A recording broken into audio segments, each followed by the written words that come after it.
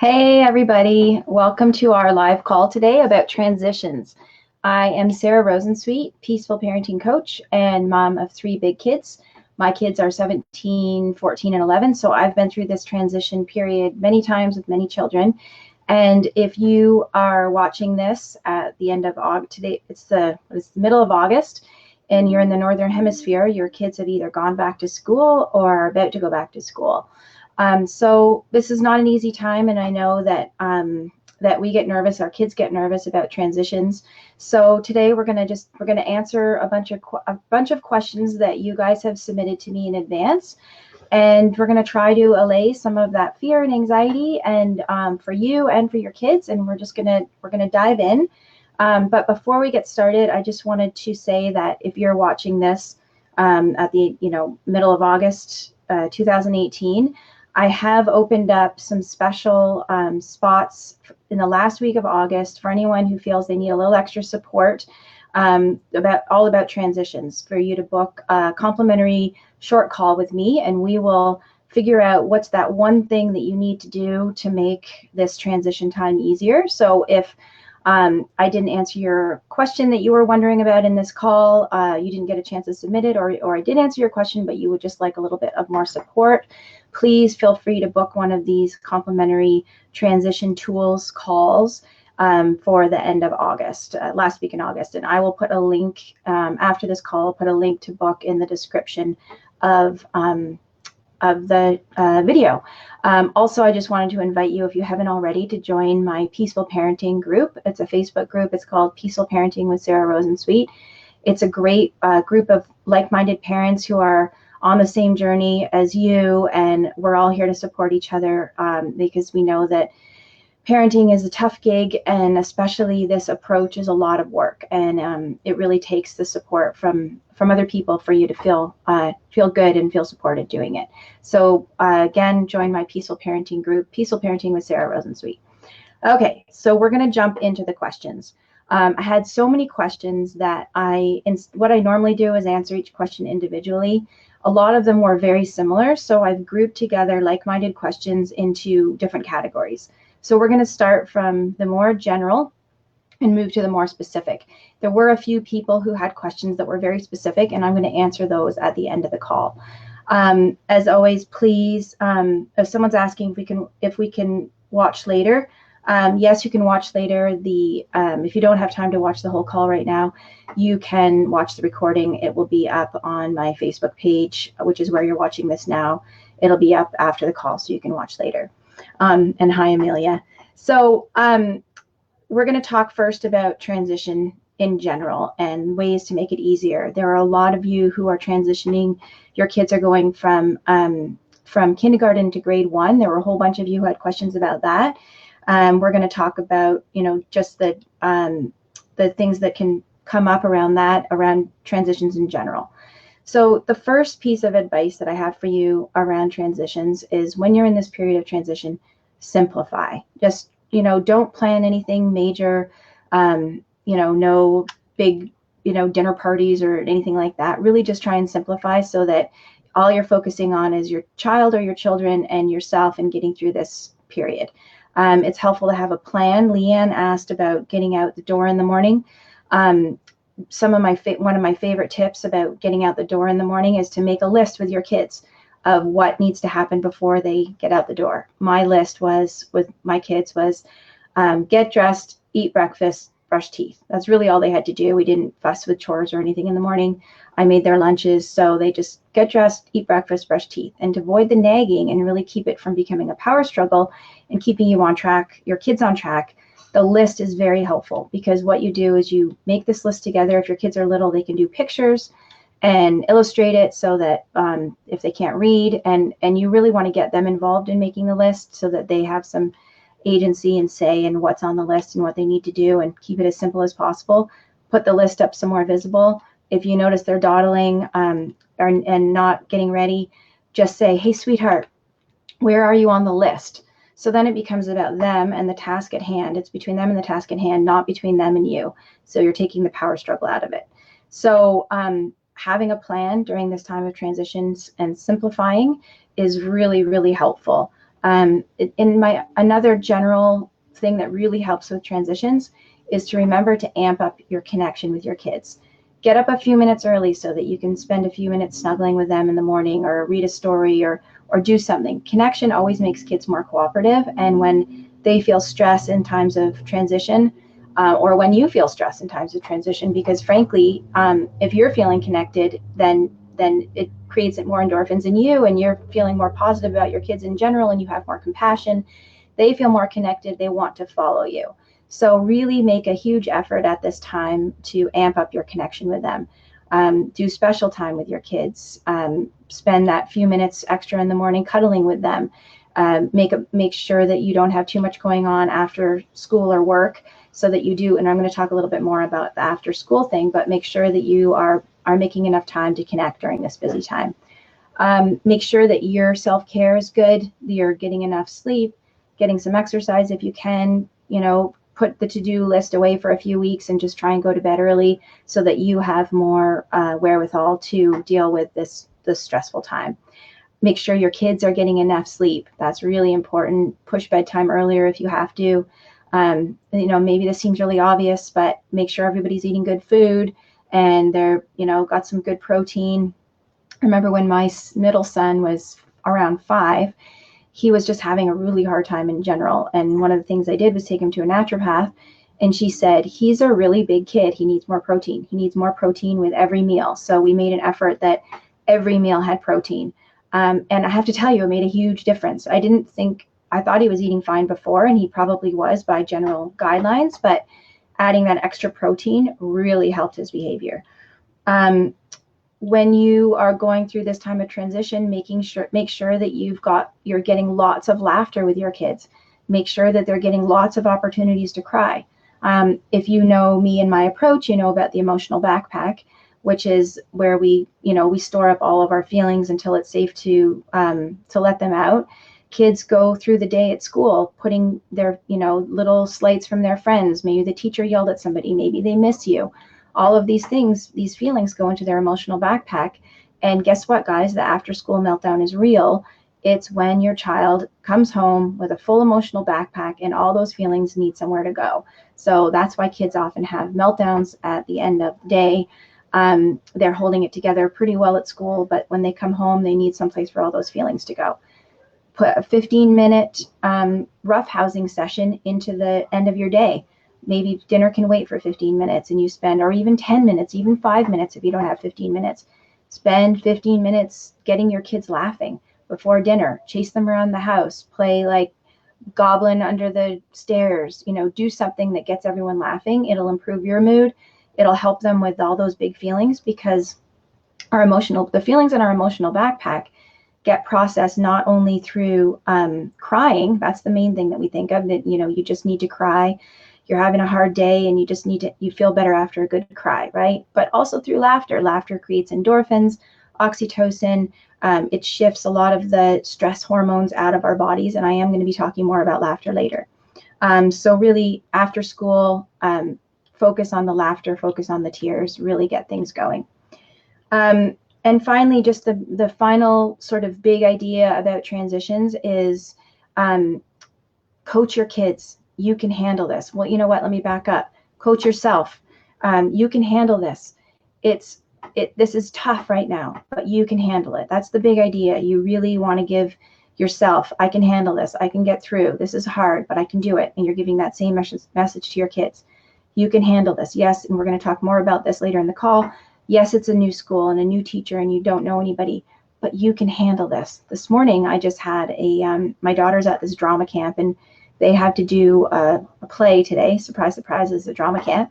But she had to be a boy or a man in the play. She really didn't want to. And she had to say, she's 11. She had to say, I think it's a scene from Mamma Mia that they're doing. So she had to say, I'm madly in love with you. Will you marry me, to the other girl in the play? Because there are no boys in the drama camp. So girls had to be boy parts. And she really didn't want to say it. And she was really embarrassed. And I spent the whole morning coaching her. You can do this. You can do hard things. I know that about you. I know you don't want to do this. This is great practice for, maybe when you're older and there's another part and you have to act in a way that's not really you, you're acting, right? So I just coached her through it. You can do this. You do hard things. And she left and she was okay. And hopefully she's going to be fine in the play. But, that's the thing. We have to let our kids know that we believe in them. We can't, we might feel a little anxious inside, but we really have to project that parental confidence that they can handle it and we can handle it. Okay, so that is sort of my general oh, and you know what I wanted to, when I was mentioning about sleep, I wanted to say one mom, Jennifer, had a question about tips for getting asleep. And I know this is a time where kids, when they do have some anxiety around transitions, it can be very hard for them to settle down and sleep at night. Laughter is your best friend here. The rough housing that I mentioned that empties the emotional backpack and it siphons off some of those chemicals, those stress chemicals in your body, and makes you feel less tense, more relaxed, more anxious. So if your child, when in these transition times or when they're nervous about something the next day, if they're having trouble sleeping, and this is preventative, you don't want to start doing the laughter at 8:30 at night when they've been lying in bed for an hour. But you know your kid, you know that, okay, historically she has a hard time sleeping. Get the laughter in earlier in the day. Get her, make it a point to do a couple of laughter sessions. And I know this is hard for some of us. Our play muscles are rusty, but really just follow your child's lead on this, on the laughter, and really get your child laughing to try and get some of that anxiety out of their body and some of the tension out of their body, because that's what makes it hard for them to settle. Yeah, so anyways, Jennifer said her daughter gets hyper when the lights go out. So she definitely has that nervous energy. Get it out before bedtime. That's my biggest tip on that. Okay, so you can see I've got all these questions and slips of paper, and I've sorted them all out here. So I'm going to just flip over to my next page of notes. And we are going to talk about, next, we're going to talk about school anxiety in general. So we were talking about transitions, which can be hard for everybody, but some kids are actually specifically scared about going to school, about leaving you, about maybe a new class, new teacher. So I'm just going to go through and touch on some of the questions that you guys have given me in advance, and also just generally talk about school anxiety and worries about the first day of school. I actually have a blog post that I wrote about this that really breaks this down and goes into detail. So I will also link to that. I should really make a note to myself of everything that I'm saying that I'm going to link to. So I'm going to link to the scheduler. I'm going to link to the blog post. And yeah, okay. So if your child is worried about the first day of school, or and this is for older kids, they'll be conscious of their worries. Little kids might not be conscious of their worries. So do pick and choose from these strategies, whatever you think with your little kids. Your little kids might not be aware, and they just need extra, crying and laughing and connection and security. Which reminds me, I want to mention something to you when we get there. Okay, so if your child is actually saying, "I'm scared, I don't want to go," listen, empathize. Don't try to, of course, you're going to try reassurance once or twice, but if reassurance isn't working the first time, it's likely a deeper anxiety than your reassurance will solve. So skip the reassurance, just listen and empathize. Ask them to tell me about it, sweetheart. What are you worried about? This is so hard. I remember my first day of school and I was really nervous too. So you just want to listen, you want to empathize, you want to let them know that it's okay to feel this way and to talk about it, and really just to normalize their fear. So, and one thing I said to my daughter this morning when she said that she didn't want to do this play, and I said, "You are so brave." And I said, "Do you know what brave means? Brave is, if you weren't afraid, you wouldn't need to be brave. Brave is when someone's afraid and they do it anyways." So I think kids forget that. They forget that people do get scared, and it might look to them like people who are doing hard things aren't scared, but really just want to normalize that fear. Yes, you're afraid, and yes, you can do hard things, and I know you can do this. Actually, we'll get more to that coaching. I know you can do it, but first, really, you just want to normalize the fear. Of course you're nervous. It's totally normal to be nervous on the first day of school. You don't, of course you don't want to make them feel worse, but you don't know the teacher, and there are going to be some kids there that you don't know. It's of course, sweetheart, of course you're nervous about this. It's okay to be nervous. So you're empathizing, you're normalizing their fear, you're welcoming their feelings, letting them know that it's okay with you. They don't have to, be embarrassed, and you're not upset. You can handle it. You can handle all their big feelings. And you really want to, as I mentioned in the beginning of the call, laughing and crying are really helpful for moving feelings through the body. So, maybe your son or daughter will need to cry about how nervous they are about the first day of school. Maybe you can do, just in general, extra laughing and roughhousing to get them laughing at their bodies.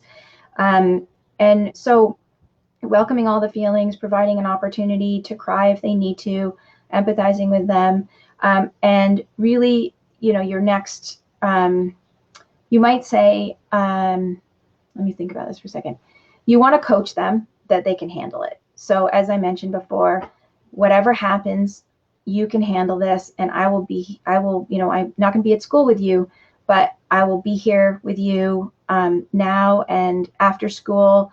And so Amelia says, what if they say they hate it?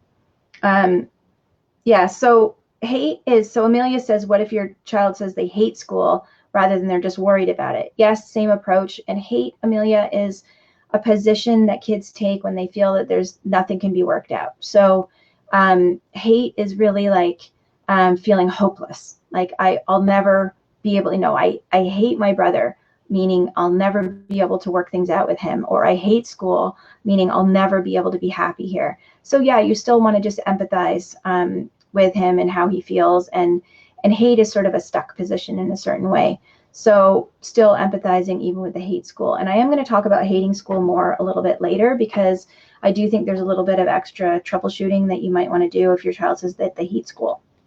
So your general idea through all of this worry is you can handle it. And you know what, honestly, to an aside to you guys as parents, I think sometimes this is not only about managing our child's anxiety. And yes, Amelia, I think that hate is a way of expressing fear. And that it's the fight, flight, or freeze. And we will talk more about that also. So, sorry, I'm just boiling here. We don't have air conditioning, which is fine almost every day of the year, but it's getting a little hot. Anyhow, we need to look at ourselves as parents and make sure we're managing our own anxiety around our children's anxiety, because it doesn't help if we're anxious that they're anxious, then they'll pick up on our anxiety. So really take some time to manage your own anxiety. Your child will be okay. Yes, this is difficult and it's horrible to see your child in pain, but really do some work. If this is a big issue for you, then you might want to do a lot of work around managing your own anxiety over if your child's going to be okay out in the world. And of course there's grieving too, when they're starting to move, maybe going to school for the first time is a really big thing for parents. It's really like the beginning of the leaving. And I say that as the mom of a child going into grade 12 next year, it's really starting to hit home for me, the beginning of the leaving. This is his last year of high school. So managing our own anxiety, our own big feelings around our kids' big feelings is super important, because all the stuff that I'm talking about doing, if you're overwhelmed by emotion and you're overwhelmed by anxiety, it's going to be really hard to do that. Sort of the last part of this worry about school and about transitions is to help them make a plan. So your child's worried about school. Maybe you want to ask them first. You don't want to jump right in. You can make suggestions if they can't think of anything, but what kind of a plan can you make to help them with the transition, what they're specifically worried about? I hear you're worried about, and also you want to remind them of times when they've done other hard things, which is a combination of what I'm going to do next. So, sweetheart, I know you're worried about not knowing anybody at school. Do you remember the time when you started, swimming lessons and you didn't know anybody at swimming lessons, but then you met James and now, you see each other at every swimming lesson and you're so happy to see each other, and you didn't know him when you first started and then you met him and now he's your friend. So reminding kids of when they've been successful in the area of certain worries is very helpful.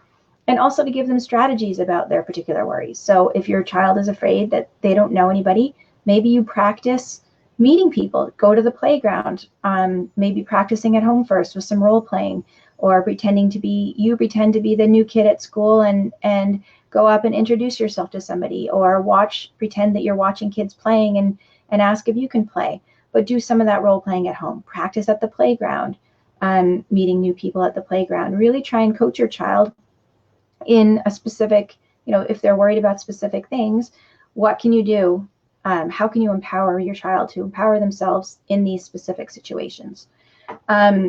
And so we've got questions from, Amanda says that her little one is moving from toddler room to big kid room, new teacher, and she's excited, but Amanda knows it's going to be tough. And there's, going to be no naps. We'll talk about that a little bit too.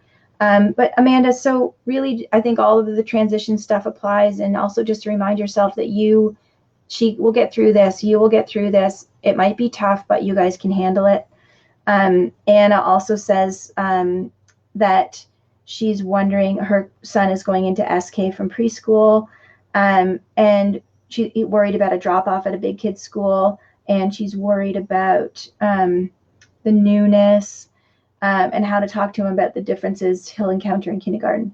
So I wouldn't spend too much time prepping your kid about how different everything's going to be. In fact, if your child will already have anxiety about things being different, I wouldn't really stress how different things are going to be. Actually, I've seen a lot of kids at the end of last year, kindergarten kids, clients who had kindergarten kids who were super anxious in June last year because the kindergarten teacher had spent so much time prepping them for grade 1. I'm sure what they thought was a very helpful way, but prepping them for how different grade 1 was going to be. And they were so stressed out because they, were picturing how hard it was going to be. And really sometimes our best intentions about prepping kids for change.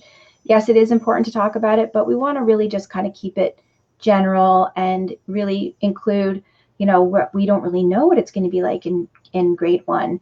You're going to have a new teacher, and isn't this exciting? And just really try and keep upbeat and positive. And, what if this, what if that, what, sweetheart, whatever happens, we're going to figure it out and we can handle it. And I'm going to be here to help you, and we'll figure it out, whatever happens. So there's not much, you don't know what it's going to be like. They don't know what it's going to be like. I would not do a ton of prepping about change because they're already feeling it. They're already sensing it. They don't need more hype around all of the differences. That said, if you do have specifics, like somebody asked about their kid was taking the bus. I don't know where that question is now. Bus for the first time. Of course, if there are new things that are that specific, you want to, practice at home, talk about what it's going to be like on the bus, try and coach her as much as possible about the bus ride and how different that's going to be. So yes, if there are specifics that you know about, of course you want to work through those and talk about them. But if it's just general, things are going to be different, really you don't want to talk about that too much if you don't really know what the specifics are and you can't provide specific reassurance about what those different things are going to be. So this is one of those, we've just got to control our own anxiety and really just roll with it. Some people are concerned about kindergarten to grade 1 moving to less play-based, less attention, less, nobody's sitting there watching them if they've eaten all their lunch like they might have in kindergarten, not as much physical connection or connection at all with the teacher. Having had 3 kids go from kindergarten to grade 1, actually only 2 because my oldest was homeschooled at the time, but it wasn't as big of a deal as I thought it was going to be. And I know that, I hope that doesn't sound like I'm dismissing your concerns, but grade 1, the teachers are still usually pretty good about recognizing that kids are little, but yes, there are more teachers, so they're not going to watch them with their lunch. We've just got to roll with it. We've just got to take a deep breath, know that we're sending our little ones out into the world. It can be heart-wrenching and it can be stomach clenching, but we just have to remind ourselves that the teachers are good people. They want our children to succeed. They're going to be doing the best they can. Our child will adjust. And, yes, it might be harder to not have as much play in grade 1 as kindergarten. It might be that, it's hard to not have a nap. That's really hard on a lot of kids. Plan, as I said in the beginning of the call, plan for extra sleep, extra connection, put them to bed earlier. This is all a period of adjustment, and you guys will adjust and your kids will adjust. And I don't mean at all to belittle your concerns. It's just that there's not much you can do. There's not much you can do about the, higher ratio of teacher to students. And you've just got to be confident that you can handle it and your child can handle it. Jana asks about her son being nervous about the new teacher. One thing that I will say, if you have an opportunity to meet your teacher before the start of school, take a picture of the teacher and your child together if possible, or see if you can hunt down a picture of the teacher. Print that out, put it up on your fridge, talk about the teacher like they're an old friend of the family. Maybe you can find out 1 or 2 personal things about the teacher. If they have a dog, do you think Mrs. Jones is walking her dog today? The feeling of walking into a room full of people that you don't know, but then recognizing somebody because you've seen their picture on their website or on Facebook. And even though you don't know them, having that familiar face is really helpful. See if you can create that with if you can't do this, don't worry about it. This is just like a bonus. If you can meet your teacher ahead of time and get a picture and talk about them like they're an old friend, and, Mrs. Jones is probably getting the classroom ready now, and have her picture up so that she's a familiar face on the first day of school. Try and do that if you can. I think that Jana, it's great that the teacher was really friendly. And I think all of the tips that I've given you so far hopefully will help.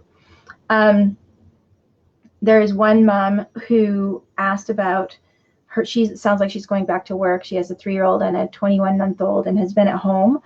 If anyone's in that position of they're going from, being at home to preschool or daycare, I have a fantastic article, if I do say so myself, a fantastic article about the transition to daycare. And also you can download a checklist. So it's transition to daycare or to preschool. I'm just making a note to make sure I include the link. So that it basically talks about before, during, and after, or before, during, and saying goodbye, I think. And I want anyone who's in that position to check out that. It's full of tips and things to prepare. So I'm not going to spend a ton of time, Johanna, on your question, because I think most people are not in that same position who ask questions at least. But I just want to tell you it will be okay. Your children will be, yes, it's going to be hard to be without them and them to be without you when you've been together, but they will be okay. I'm sure you found a caring place for them to be, and hopefully they'll develop a bond with someone that they are that they're being cared for by, and it's going to be okay. It's going to be okay. Oh, and that reminds me, for saying goodbye, there's also, I'm going to write this down. There's a fantastic infographic that someone has that's a bridge 20 ways to bridge the daytime separation. It's ways that you can leave a little bit of yourself with your child. And that is super important. And what kids really, when you're saying goodbye to them, let me see, am I going to get into this anywhere? Oh, here's a great general tip for if you are, when you're saying goodbye to your child. What we tend to do at these drop-offs, and I know a lot of you were concerned with the drop-offs, a lot of you people who were doing kindergarten to grade 1 or new school, what we tend to do is, as parents, you're going to have so much fun. You're going to see your friend Bobby and you're going to play at the sand table, or you're going to, read a book, or, whatever the fun thing is that we think they're going to do at school. That's what we try and build them up with when we're saying goodbye. What they really need is they need a bridge from saying goodbye to you to when they're going to see you again. So they need you to say, okay, sweetheart, it's time to say goodbye now. And when I pick you up at 4, we're going to go to the store and you can have an apple, or, whatever it is that you're going to do. Or when your nanny picks you up, or when your dad picks you up, or when I see you at after school care, or whenever the next person that they're connected to that they're going to see. So you're going to say goodbye. But as you say goodbye, you're going to reconnect. You're going to bridge that separation to the next time that you're going to see them. rather than what they're going to do all day while they're without you. You're going to bridge when you're going to see them again.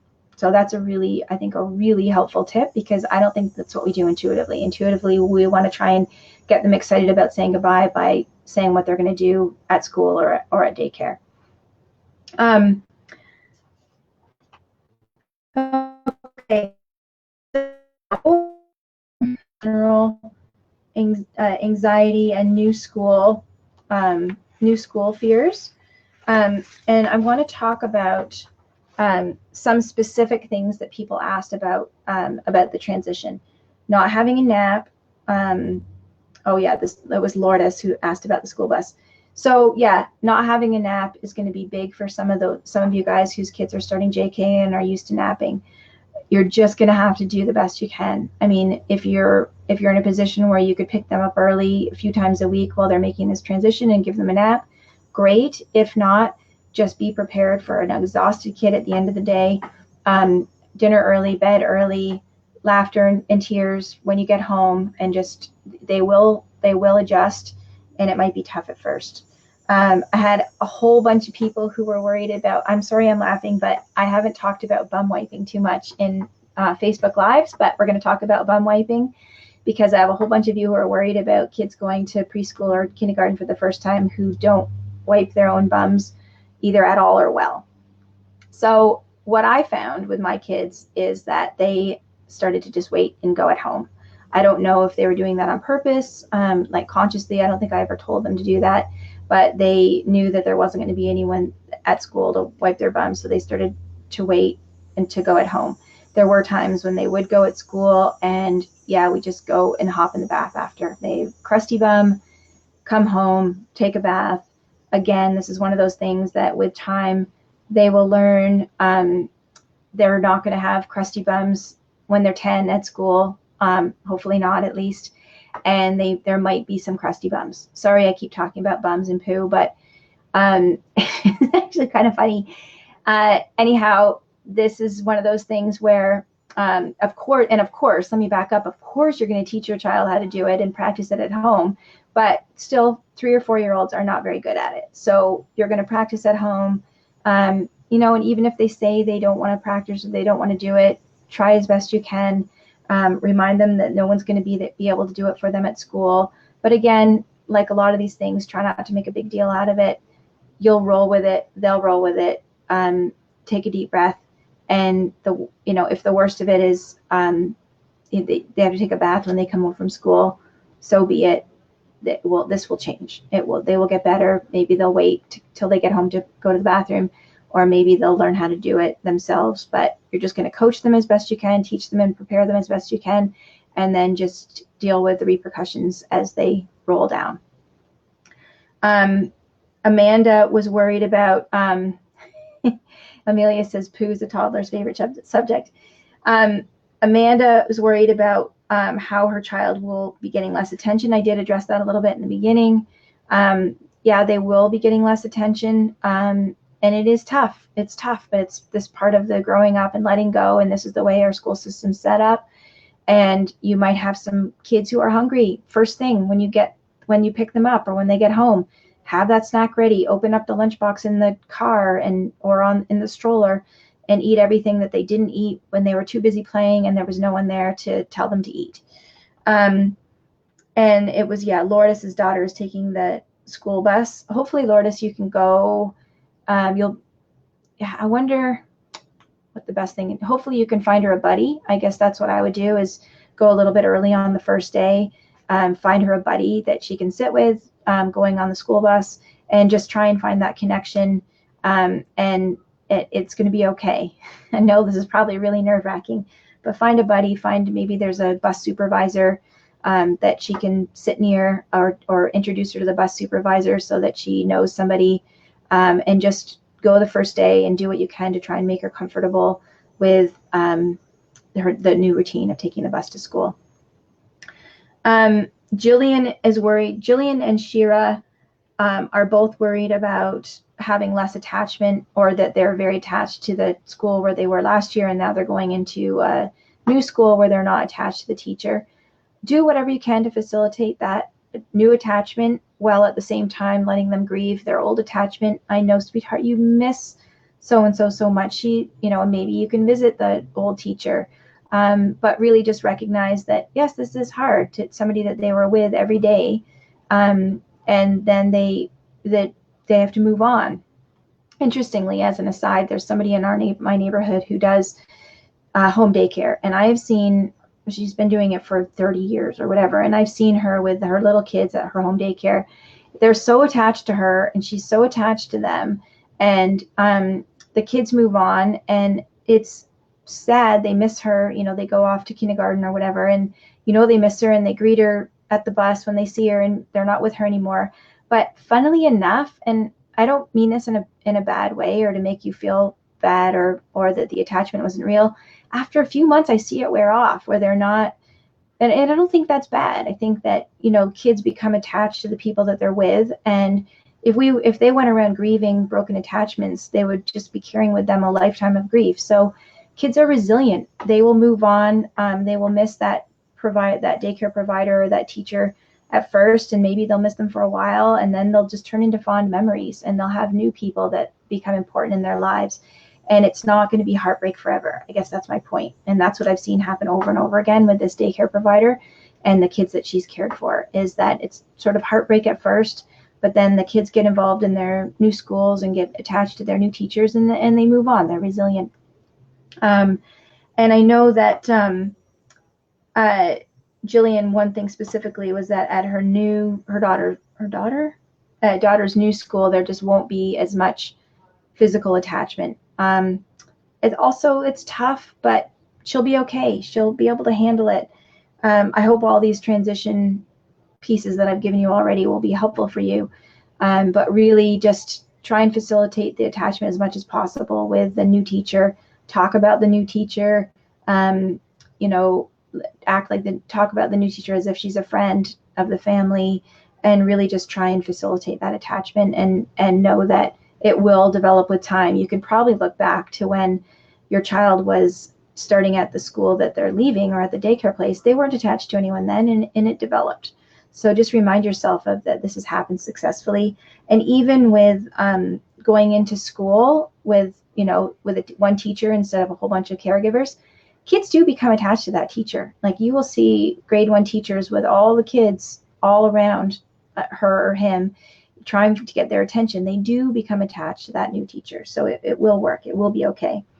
Erica wants to know about her child missing old friends at the new school. And she says right now her daughter doesn't totally recognize that she's going to be missing her old friends. She's just excited about her new school and her new friends. Erica, you can just deal with that as it comes up. Roll with the punches. Yes, she's going to miss her old friends. She doesn't realize it now, so I wouldn't bring it up. I wouldn't try and prepare her in advance. I guess one theme about this is there's so much that we want to try and prepare our kids in advance for, but we can't prepare them in advance for everything or even most things. We just have to kind of roll with it. We can try. We can practice the bum wiping. We can, practice getting off and on the school bus. We can practice meeting new people. There are certain things, but then other things we don't know what's going to be hard. Your daughter, Erica, might just not look back. Maybe she's going to have such a great time. Maybe she will miss her old friends. If she does, you empathize with her. You help her find her tears about it. This is so hard, isn't it? You miss Susie at your old daycare. It's sad when you can't see anybody anymore. Welcome all those feelings. That's what's going to help her move on and heal, is if you help her grieve. It'll help her move on and heal. But I think it's wonderful that she's so excited about her new school. So just go with that for now. It sounds like maybe it's a little bit of your own anxiety about the transition, that you're worried that she's going to be upset. So Mama, take a deep breath. It's okay. This is all going to work out. We're gonna work on our own big feelings here too. Okay, so next we're getting more specific here. We've got a couple people who said that, and actually I have one more very general thing to add about JK boys specifically. Anyone in the U.S. is watching, and at least in Ontario, we have junior kindergarten, which is the kids start when they're 3, and then senior kindergarten. It's a 2-year kindergarten before they go into first grade. So we call those JK and SK. So when I talk about JK boys, that's like 3 years old and 4 years old. We've got Vernie and Ashley and Ilana are all worried about their kids being the class clown and being disruptive. So what I want to say about JK boys and maybe some girls and maybe a little bit older is that little kids do not have good impulse control. Their brains have not developed yet to the point where they can, they know what the rules are, but it's very hard for them to follow the rules if they are upset or excited or they just want something. So, you know, it's circle time and your son is sitting on the circle with the teacher and is not supposed to get up and walk around, but looks across the room and sees the goldfish tank and really, really, really wants to get up and look at the goldfish. Or maybe they see their friend making faces at them across the circle and they make faces back and bust out laughing. They have poor impulse control, little kids do. And what I am seeing over and over again with clients is that they come to me and say, my teacher tells me, my kid's teacher is telling me that he needs to work on his self-regulation. He needs to work on his impulse control. He has poor impulse control. And these kids are getting labeled as behavioral at 3.5 or 4 years old because they have no self-regulation and no impulse control. Guess what? Most 3 and 4 year olds do not have, and I'm going to say all, and I know some of you are saying, well, my kid doesn't do any of that stuff, and I'm going to get to that. Little kids do not have good impulse control or self-regulation because their brains have not developed yet to the point where they're capable of it. And so what about all those kids who are sitting on the circle, who aren't getting up and running around or going to look at the goldfish? My first child, my oldest, the one who's going into grade 12 now, was like that. He was good. You know, all the teachers, he's so good. He's so good. Every time he had a babysitter, the grandparents would always say how good he was. And by good, they meant that he was quiet and he sat still and he didn't, you know, get up and run around the circle or make faces at his friend or go and look at the goldfish. But you know why? He looked like he had really good self-regulation and good impulse control because he didn't want to do any of those things. It wasn't like he had the impulse to get up and go and look at the goldfish, but he could control it. He never had the impulse to go and look at the goldfish. He didn't want to. He wanted to sit on the circle and listen to the teacher, and he didn't want to make faces at his friends because he was kind of a quiet guy.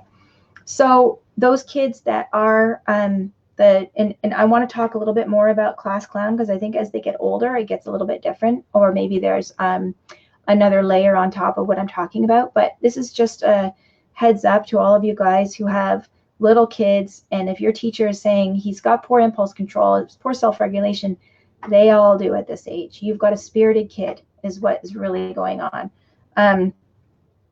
Yeah, Allison, this is maybe a little bit of a delayed comment, but she says, if my son doesn't say he's worried about going into grade 1, stay positive and upbeat. Yeah, so if your son is not saying he's worried about it, don't bring your own worry onto it. Just deal with it as it comes up if things start to be a little bit more difficult than he thought. Positive and upbeat, 100%. I should have said that at the beginning. Our attitude is so much about what these transitions are about. So if we're positive and upbeat, our kids are going to read that and they're going to feel confident and they're going to feel less anxious. So even if you have to fake it, even if you're petrified about what's going to happen when your child starts school, I mean, first of all, I would say you should maybe look at that and see what that's about for you. But second of all, hide it, fake it, be nothing but positive about this thing and what's going to happen and about how you know your child can handle it, even if you're worried that they can't. So yeah, the class clown thing, they're just, kids are little. Of course you want to try and work with your child around not goofing off and sitting still and all of that stuff, but there's just a certain amount of immaturity. And honestly, I really think that in a structured environment at this age is not great for a lot of kids.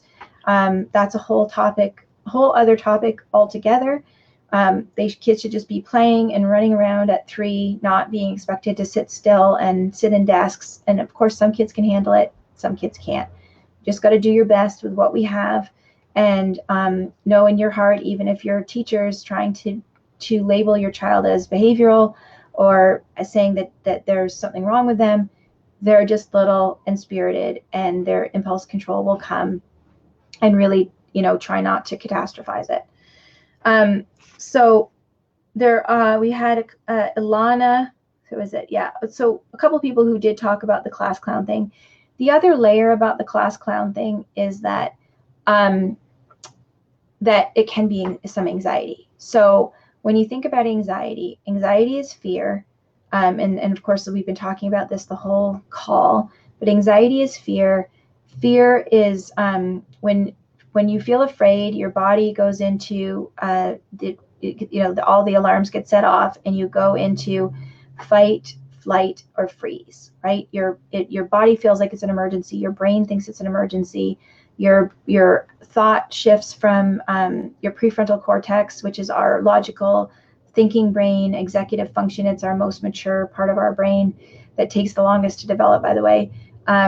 Our brain activity shifts from that to our amygdala and our limbic system, which is the reptilian and mammal brain, which is in charge of keeping us safe, and it's not the thinking brain. So when you shift into that part of your brain, it's because you need to either fight the threat, flee from the threat, or freeze from the threat. So it's where our brains and bodies take us when we sense there's a threat, when we're afraid. So the class clown thing to me, I was just talking to a client this morning about this. The class clown thing to me seems like the flight, right? The running around, nervous energy, trying to distract, get away from that fear. So if your child is the class clown a lot, look at if there's some underlying anxiety about school. And I think that the troublemaker too, if they're a little bit older and it's not just a question of impulse control, that could be the fight of the anxiety. So is your child causing problems in class because they're actually anxious? Is your child being the class clown because they're actually anxious? I will put some anxiety resources also in the description of this video, but look at whether or not anxiety might be an underlying cause. Another mom says, is this the person who said they hate school? Anyhow, no, I think that's a bit later. So yeah, hate school. Alana says that her kids say they hate school. So Alana, I would like you to look into whether or not your son has some anxiety, saying that making him disruptive and the class clown, and now saying that he hates school. As I said in the beginning of the call to Amelia, hate is a position that we take when we feel hopeless and we think that we can't work it out. So saying that you hate someone or hate something is saying that you feel hopeless and that you're never going to work it out. So I would do some real troubleshooting with your son and your daughter about what is it that they hate about school. How can you make school feel safer for them? How can you help them with some possible anxiety that might be underlying and causing some of this behavior? So all bigger questions that we're not going to get into right now, and it's much more would be better to have a discussion with you about it personally. But these are just some questions that I want to raise for you or for anybody else who's talking about the, hating school, disruptive, class clown. Could there be some underlying anxiety? If it's not anxiety, what is it about school that's making them hate it and feel hopeless that they're never going to fit in, maybe, or maybe they need some help making friends. Maybe they don't get along with the teacher and they need some help working that out. What is the hating school about? What is it that feels hopeless to them? As we're talking about fight, flight, or freeze and about anxiety, Mara says that her son, who's been at the same daycare since he was a baby, and now he's going to kindergarten, is very, very anxious and he's being very aggressive.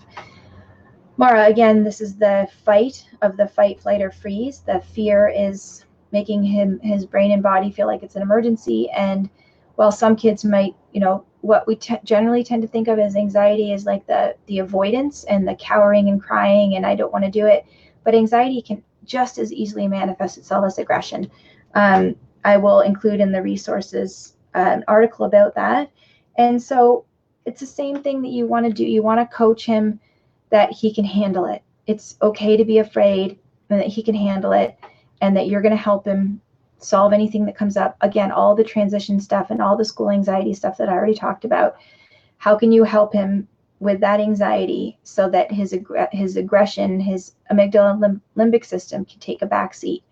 Some really helpful stuff that I can post about. I wonder if I should just do a whole separate post of all these. Anyways, I'll figure out where I'm going to leave these resources for you guys. But there's some really helpful stuff about There's videos about how to talk to your child about their brain and about the big reactions that they have, and how to coach them to get themselves back under control. It's just like, if any of you have taken my Stop Yelling course, it's really about recognizing when you're triggered and choosing not to act on that impulse that you have to yell or spank your child or whatever it is when you're dysregulated. It's the same with our kids. They're going to have these big, strong feelings, but coaching them on how not to act on the feelings. That, combined with a lot of backpack emptying and a lot of crying and laughter. Mara, you should really be roughhousing with your son a lot in this transition time, maybe 2 times of laughter and roughhousing for 15 minutes in the morning, 15 minutes in the afternoon, and really just try and help him with all those big feelings moving through that are stuck in his emotional backpack and coming out as aggression. Okay, this is tough though, guys. I'm really I don't want to, when I'm telling you that this is going to work out and we got to roll with it, I don't want to underestimate how hard this is. This is a really hard time, and we want our kids to be happy, and we don't want to worry about them. So I'm not trying to sweep it under the rug at all. I recognize how hard this is, and my heart goes out to each one of you that's struggling right now. And I did mention it in the beginning of the call. If you do want to schedule a special transition tools complimentary session with me, I'll have the link to that, and those are all going to be in the last week of August.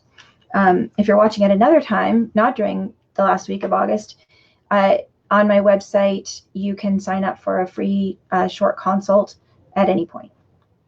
Okay. We've got some questions now about homework and responsibilities. Thank you, anyone who's stuck with me this long. We're moving really down now into the specifics and away from the more general. Not to say there's not more nuggets for those of you who've watched so far. Maybe I've answered your question, but we're going to get into some more specifics now. So Sylvia wants to know about her 6-year-old and homework, and he does have some sensory challenges and ADHD. And I'm really sorry that he's got homework like that. Can I just say a word about homework? I feel like homework is just so intrusive into family life. It's such a struggle for kids, especially when they're younger and they've already spent all day trying to concentrate, keep those impulses at bay, and really trying to regulate. To have to come home and do homework, I think, is kind of cruel. And the research really shows that homework does not help kids until they're older. I think middle school, maybe high school. I'm not saying no homework ever, but 6-year-olds should not be doing homework. If it were me, I would really be challenging that teacher and that principal that my child doesn't have to do homework. I want to protect the family time. He does enough in school. We will read every day together. What can you do? Is there a way, before we talk about how to help him with his homework, is there a way you can get him out of his homework? Amy also talks about homework and how her son, I'm not sure how, he's going, so he's about 6 or 7. They're already doing homework in the summer. I'm sorry, it may not be helpful for you if I say, do you have to do it? So we'll talk about how you can manage if he does have to do it. But really, honestly, does he have to do homework at 6 or 7? What is the value of the homework? Do you see value in the homework? Is it worthwhile of your time to less family time and less playtime? So that's my challenge about homework for younger kids. And if you do have to do it, how can you scaffold them? So when my kids were younger and they had homework that they were struggling with, I told the teacher, if he's having a hard time. So especially my 2 youngest had hard time writing. They would get tired very easily. They would get tired from writing very easily, and it would just turn into this battle of I have to write these sentences or whatever. I would write for them. You know what? I'd sit, and I told the teacher, I'm going to scribe for them. They can tell me what to write, and I will write for them. They are older now, and they write just fine. But when they were little kids, they needed that scaffolding. They needed that help from me. You can set up something like that where you're directly helping your child, or you can, set up a homework station and break it into chunks. And while you're making dinner, they're doing homework, you're checking in, build in breaks. I know Sylvia said that was recommended to them they have an OT, occupational therapist, and recommended that he needs breaks and he needs movements. So build those movements and those those movement breaks in, do homework for 10, set a timer for 10 minutes, then jump around and laugh for 5 minutes, play catch with a balloon, do something that gets everyone laughing. So I guess about homework, for at least younger kids, do they have to do it? Even when they're older, I would question if they have so much homework that they can't participate in sports or play with their friends or get enough sleep. They have too much homework. Like, that is not what life is about, in my opinion. So I would challenge teachers on that at any age. If I felt like it was, if I looked at what my child was getting out of it and felt like it was interfering in their life, I would challenge that if it was happening on a regular basis. If you have an older child, so also Sylvia asks about an older child and about responsibilities and getting themselves sorted with, homework and piano practice and getting their things ready. I think that kids still, even so, she says he's going into 4th grade, which I think is about 9 or 10. Kids still need our help getting organized at that age. So they still need us to check in with them. So maybe you talk with him about what the responsibilities are. Okay, so today you need to, you've got soccer practice at 6:30. We need to get your bag packed for that. You've got to practice your piano, and you've got about 20 minutes of homework. It's 3:30 now. What's your idea? You can say to your child about how you're going to organize all this stuff. And then you guys work out a plan together. And as much as the plan can come from your child, the better. But you're going to have to be reminding. You're going to have to be, still have to be helping with that. Kids, we're building your child toward independence. He's still not going to be, there are some kids, don't get me wrong, there are some kids who are that age who are very capable of just organizing themselves. There are some that need a lot of help, and there are some that just need a small amount of help. So wherever your child is on that spectrum, just figure out, how can I scaffold? How can I, provide the support that my child needs to meet these expectations that are clearly set out in advance.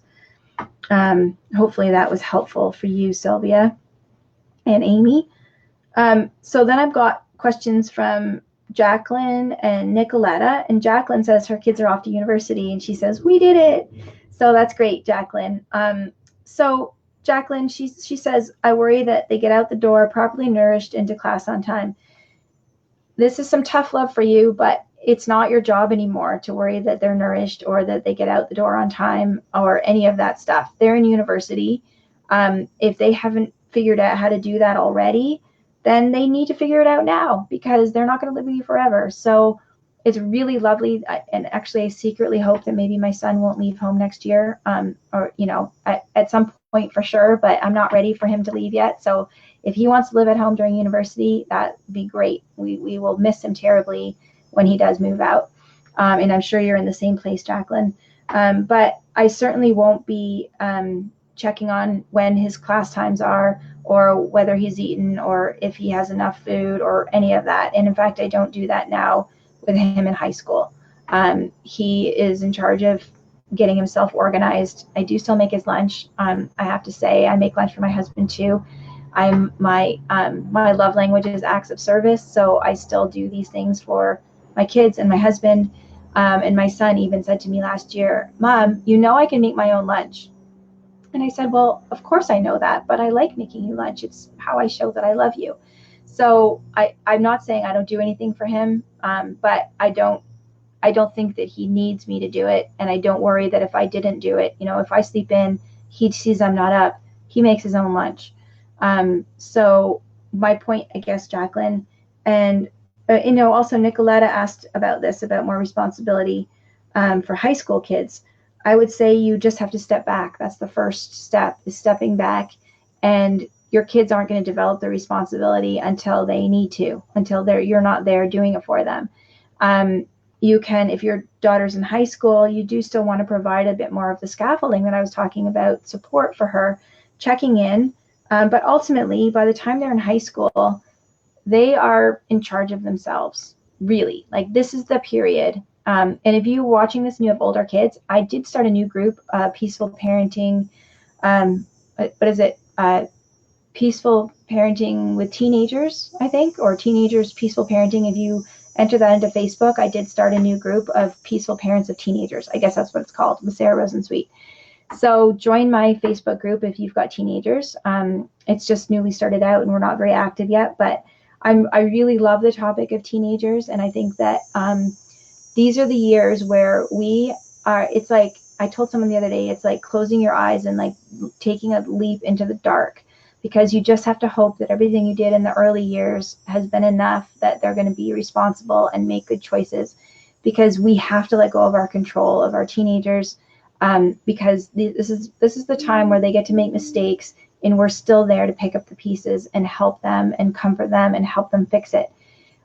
These are the years to make mistakes, not in their 20s, but their teen years. So if we really want them to make the mistake when they still have us as a safety net, we have to let go a bit. We have to recognize that we can't be checking on their homework. We can't be making sure they get up and go to school. And I know this is really hard because none of us want to see our kids fail. And so one thing to ask your child, and I know a girlfriend of mine, when her daughter was really struggling in grade 9, she went to see a counselor, and the counselor said, so where do you see yourself at 20? And my friend's daughter said, well, at university. And the counselor, and this is something you don't have to send your kid to therapy. This is something you can do. Where do you see yourself? What do you need to get there? Is not doing your homework and skipping class, or, sleeping in and missing all your, whatever, is that going to get you to where you're going? So you're asking questions, you're not lecturing. If you do have teenagers, I would also recommend the book Staying Connected to Your Teenager by Michael Riera. It's Riera. It's a fantastic book. And also the book Untangled, which is a great book for parents of teenagers. But really, we've got to step back. We hope all the scaffolding we did with them in the early years and all the support we've given them in the early years has set them up so that they can be responsible for themselves. And when they do mess up, these are the safety net years. It's going to be too late. We're not going to be there. We don't want to be their safety net in their 20s. We want to be their safety net here in their teen years. So step back and let go, and be there when they need you and when they ask you, but we can't be there checking on everything. Okay. Now I have we're almost done. I have a few questions that were really specific and that I will answer. Also, if you're watching live and you didn't ask a question, but you have a question for me, you could ask it now. And I'll look, before I hang up, I'll look and see where the questions are. Okay, so Emma asked a question about her 2 kids and meltdowns. So she has 2 kids who are, I think, 7 and 6, she said, or 8 and 6 maybe. Her 6-year-old daughter starting school, and we will have 1 hour together between collecting her and my son from school. We won't have time to go home. Ideally, how should we spend the hour? She'll have 10 minutes reading sent home per day, and if we don't do it then, I'm not sure when we'll have time, but I'm expecting resistance. So you have an hour. I don't know if you can go to a park or a playground, or if you're just going to be in your car, what you're going to be doing, but for sure I would try and get the reading done. Maybe you can read to her and she can read to you, and you can have a chapter book that you've got on the go, but also get in some of that laughter and roughhousing that we were talking about, the after school. How can you get her laughing? How can you help her unpack her backpack from the day? And that sort of leads into your next question, was you said one of the worst things about your son's after school tantrums was their public nature. We'll have to take him straight to after school sports at least twice a week after school.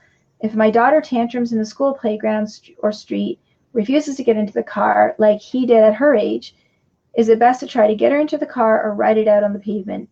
Can you remind me how to stay calm amid the screams, well-meaning interventions, and disapproving glares? And would you prioritize dealing with the feelings of the upset child over the older child to getting his activity on time? Okay, well, hopefully you have that hour that you can deal with all of this before you actually have to leave and get your son. You've got that hour to deal with emptying the backpack so that you don't have the tantrums. Second of all, I want to say that if you feel like you need help with staying calm, or anybody does, I have a free How to Stop Yelling at Your Kids course, which I'm going to make a note to make sure I include that.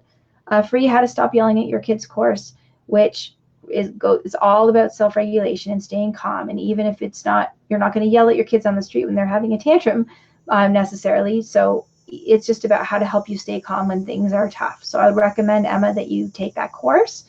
It's really I think I've had over 1,000 parents go through it at this point, and I've had such great feedback about how helpful it was for parents learning how to get their own self-regulation under control. And also I want to say that just ignore the disapproving glares. Your loyalty is to your child. Your important relationship with your child is more important than the people on the street. So do your best to try and, give yourself a mantra. I'm doing that, I'm meeting my child's needs. Who cares about the other people, or something like that. But you also might really be pleasantly surprised that people aren't paying as much attention to you as you think they are. There was a great thing on Facebook of a dad and a grandpa watching their the little girl in Whole Foods have a very public meltdown. And the thing that struck me about the photo was it was a really busy store, and you could see all the people in the background and no one was looking at them. Like literally, this girl was lying on the floor kicking and screaming and nobody was looking at them. But when that's happening to us, we feel like everyone's staring. So really try and calm yourself. You do the Stop Yelling course and learn all the strategies there for staying calm. And if this does happen, but hopefully it won't, because your daughter is, you're going to have that hour with your daughter.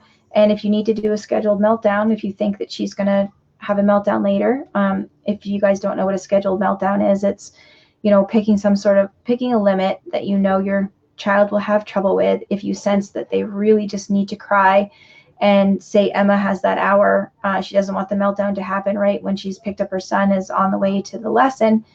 How can you help that meltdown along if you know it needs to come at a time when it's convenient for you? For example, in that hour before you get your son. Mitch says her son is starting school, and I can sense the tension building, or starting gifted at a new school. So hopefully everything I've said in the call so far will help you with all of that. And she says her son makes lunches himself now, but she still has to sort his moods. Like, why do we suddenly not like roast turkey?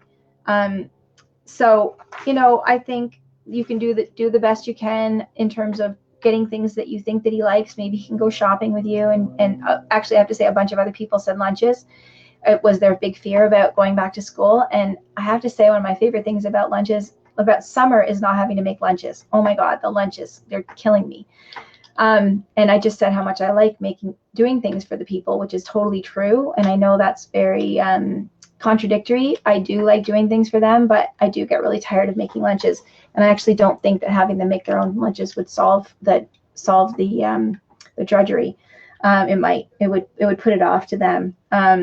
But so, I think, Mitch, when you have already taken that time to get things your son likes, and he's helped choose them, and then he complains about the lunch thing, first of all, it's probably not about that. He's probably using that as a way to blow off some steam about his feelings in his emotional backpack, and not wanting to go to school, and the anxiety and whatever. It's probably not necessarily about the lunch. But if it is really about the roast turkey, oh sweetheart, I'm so sorry. Oh, you don't like roast turkey anymore, and that's all we have. And you could help him try and think of some other ideas. But if not, you can just be there with compassion and empathy and understanding, and let him figure it out. You don't have there's nothing here that you want. Oh my goodness, you're going to be so hungry today, sweetheart. And just, be there with empathy and compassion, and let him figure it out. And of course, being willing to help. But if he's really saying nothing is good, what are you going to do, right? Okay. Olivia, this is the last question, and I'll just check and see if anybody else has added a question on here. And I don't think so. So, if you do have a question and you didn't get to ask it, now's the time, because I'm on my last question.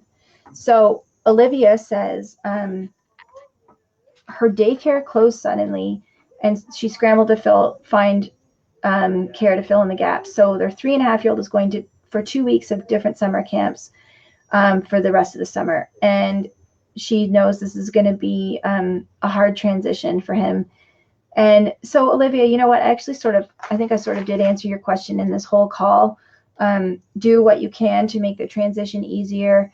Be there to welcome all his big feelings about the transition with empathy and love and compassion and connection, and help him laugh and help him cry. Do what you can to coach him about new situations and new people. But ultimately, you want to know yourself that he'll be okay, and you want to leave him with that message that he's going to be okay and that he can handle it. And I think that's actually a beautiful place for us to stop this call, to say that, well, first of all, don't forget to sign up for my September Transition Tools complimentary call if you would like to do that, last week of August. And also, my Peaceful Parenting with Sarah Rosensweet Facebook group is available to you, and it's a great group with lots of support. So if you'd like to join that, please do. But finally, I just want to leave you guys with this idea that the most important thing about transitions is to really welcome all the big feelings, our own and our children's, and really just cry, laugh, connect, and also just to know that they can handle it, and to coach them. You can handle this. You can do hard things. I believe in you. I'm here for you. I can support you. And really just to know in your own heart that they can handle it. They're resilient and strong and beautiful little creatures, and they can handle it, whatever life has to throw at them. And this is the beginning of a long life of transitions and challenges, and they're learning from you every day how to be the strongest, most resilient creatures that they can be. And one of those ways to do that is welcoming all the emotions. Okay, thanks everybody. And I will see you in the Facebook group, and hit me up with any questions that you might have. Okay, bye.